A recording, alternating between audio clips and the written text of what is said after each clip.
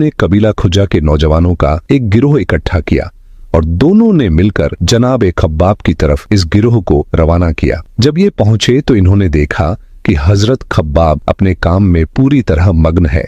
लोहे पर हथौड़ा पड़ रहा था, चिंगारियां उड़ रही थीं और उनकी आंखों में एक अजीब सा इत्मीनान था, जैसे दिल ने अपना रास्ता पा लिया हो।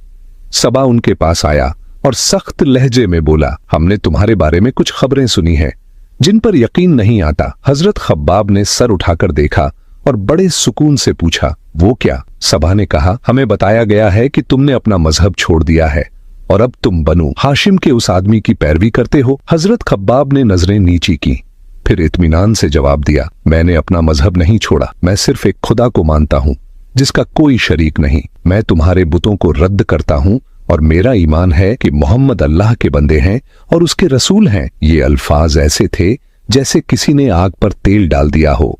सबा के चेहरे का रंग बदल गया। हजरत खब्बाब ने अभी ये बात पूरी ही की थी कि सबा और उसके गिरोह ने उन पर हमला कर दिया। उन्होंने उन्हें लोहे की सलाखों से मारा, लातें मारी और हर वार के साथ उनकी नफरत और भी बेहयाबान होती गई, यहां तक कि हजरत खब्बाब बेहोश होकर जमीन पर गिर गए। उनके जख्मों से खून बह रहा था, मगर उनकी जबान पर सिर्फ खामोशी थी और सब्र था। उम्मे अनमार और उसके गुलाम के दरमियान जो कुछ हुआ उसकी खबर पूरे मक्का में जंगल की आग की तरह फैल गई। जनाब खब्बाब की हिम्मत पर लोग हैरान रह गए। उन्होंने अब तक किसी ऐसे शख्स के बारे में नहीं सुना था जो मोहम्मद सल्लल्लाहु अलैहि वसल्लम की पैरवी करे और इतनी बेतकल्लुफी और एतमाद के साथ हकीकत का ऐलान कर दे। लोगों को लगा जैसे कोई कमजोर गुलाम नहीं, कोई पहाड़ सच बोल रहा हो। हजरत खब्बाब के इस वाक़ये ने कुरैश के कायदीजन को हिलाकर रख दिया। उन्हें ये तवक्को नहीं थी कि एक लोहार जो उम्मे अनमार से ताल्लुक रखता है और जिसके पास मक्का में उसकी हिफाजत के लिए कोई कबीला भी नहीं,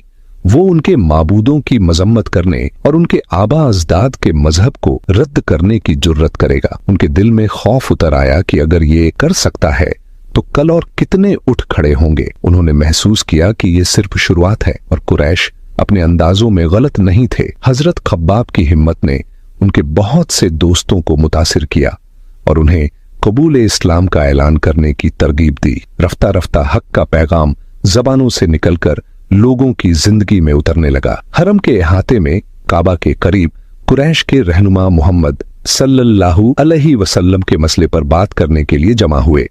उनमें अबू सुफियान बिन हरब, वलीद बिन मुगैरा और अबू जहल बिन हिशाम भी शामिल थे। उनके चेहरों पर परेशानी साफ थी, क्योंकि उन्होंने देख लिया था कि मोहम्मद मजबूत हो रहे हैं और उनकी पैरवी दिन ब दिन बढ़ती जा रही है।